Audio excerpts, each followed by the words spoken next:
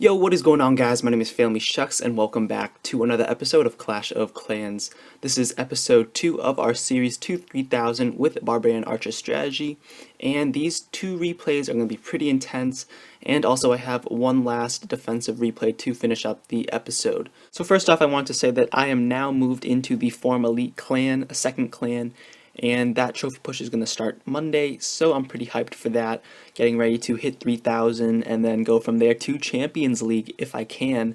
I hope I can, actually. But going back to the raid, I first started off by placing barbarians all around the base because I anticipated that there would be giant bombs all around in those gap areas, those 2x2 areas, which I really want to look out for when using barbarian and archers. And good thing I checked for those because there were a good amount of bombs everywhere. And then I decided to take out his clan castle troops because they were very exposed. Usually when I attack a base, if the clan castle is very centralized, I don't really bother with it. I rather just take out the heroes and then move on from there. And then attack the side with the clan castle last, because that way I don't have to activate the clan castle troops throughout the whole 3/4 of the raid. Now another thing you might notice is that I am in the clan Ice Ice Baby, and yes, this is the top clan, Ice Ice Baby. So I just wanted to give a quick shout out and quick thank you to Shut Up for letting me stay, for letting me visit, and also the whole Ice Ice Baby clan. They're really chill. They're actually really funny. For those who don't have the opportunity to visit high level clans, they're wicked chill. They donate tons of good troops, of course, obviously, because they have like witches and drags and wizards at the ready, but they're wicked fun. It was nice visiting. Of course, I might do it again if I get the chance. But that's about it. Thank you guys for letting me stay in Ice Ice Baby. And going back to the raid, I took out a good portion of his base. There is that top side still left, but you begin to notice that there's just under 50 seconds left and I barely even have 40%. Now in this situation I'm really panicking because usually when there's about a minute or under a minute left, I already have around 40% or 45%. But another big dilemma that I had in this raid was that I had no more barbarians or archers to use. Those were all the remaining troops that I had left that I placed on this top right hand side, and my clan castle played a big role in this raid. Luckily I got a level 5 golem, which thank you Ice Ice Baby for donating for me because it just tanked like a beast for my heroes. And as you saw previously, I lightning striked the hero altars. Luckily I carried 4 lightning spells during this raid, or else I would not have gotten this 50%. So there's just about 7 seconds left. Luckily I had 2 leftover lightning spells. I lightning strike the wizard tower and my archer queen just comes in clutch and destroys that elixir storage. So I come away with 11 trophies, 50% and the 1 star.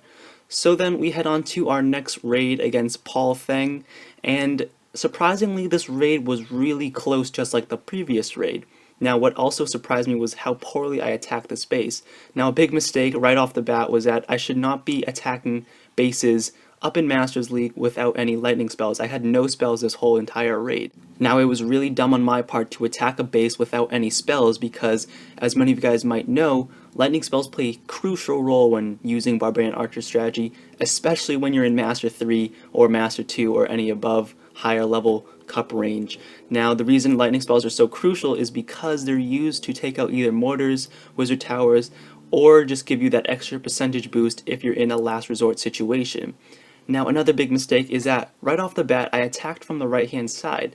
Now usually when I'm using Barbarian Archer strategy, if the clan castle is really exposed, like on the outside layer, I usually draw it out as well as the heroes. But if it's like this kind of base with an off-centered, however still kind of centralized clan castle, I usually go for it last because I can perfectly take out 3/4 of the base without setting off the clan castle and not having to waste troops on them, and I can still get that 50% even without setting off that clan castle. So that would probably be my biggest tip if you're trying to use Barbarian Archer strategy at higher levels, such as Masters or Master 2 or above, is to attack the side with the clan castle last. If the clan castle is really centralized, like really centralized, like kind of like my base, you can't really do much about it. However, if the clan castle is positioned in such a way where it's really favoring one side of the base, such as this base, I would probably attack it last, because you can just see you don't want to get in these situations where you still have to get 10% left and you only have your clan castle and 2 heroes and no lightning spells. Now as you just saw with the remaining troops that I had, I tried to take out as many clan castle troops as I could, and then I placed down my clan castle and my barbarian king to take out this little compartment right here. Now my barbarian king does nothing except take out 3 buildings, and instead just draws out a ton of clan castle troops, which does not help me. So once again, it comes down to my Arch Queen to give me that last 5%. Now the reason I put on her invisibility cloak is that it allows me to stall the clan castle troops for a certain amount of time. Now you can just see I need 1% left, and it's just clan castle cannon versus my Arch Queen, and I just come clutch once again. I should just call her Mrs. Clutch, because she is just insane. Now that is probably one reason why, if you guys are trophy pushing, to upgrade your Arch Queen as high as you can. Arch Queen is probably the most important hero when you're trophy pushing, not your Barbarian King. It might be tempting to upgrade your Barbarian King just to get that high level, just to get him up a little bit more, but he's not really worth it. Even though he might be cheap for Dark Elixir, he's not really that important when you're trophy pushing. He might be important if you're up in Champions League, because champions, they really use their heroes to take out that Town Hall, and Barbarian Kings come really clutch in taking out the Town Hall because they can tank so many hits. However, if you're a bit lower level, kind of like me, I really recommend upgrading your Arch Queen as high as you can. Now that might be a little bit hypocritical of me because my Arch Queen is only level 12, but that's not the point. My point is, upgrade your Arch Queen as high as you can and you will see results in your offensive strategy. Because I try to give tips to you to help you guys that I learned through my own mistakes. Now to finish up this episode, we are ending with a defensive replay against Dan from Diablos. Now he tries to hogs on my base, and of course he fails so badly because my base is so OP. No, I'm just kidding. My base can get perfectly wrecked by anything, especially up where I'm at, because this is just Town Hall 10 territory, and seeing a Town Hall 9 up here is cakework. But he fails miserably, and I get a defensive win. He even has level 4 dragons, which are insanely good.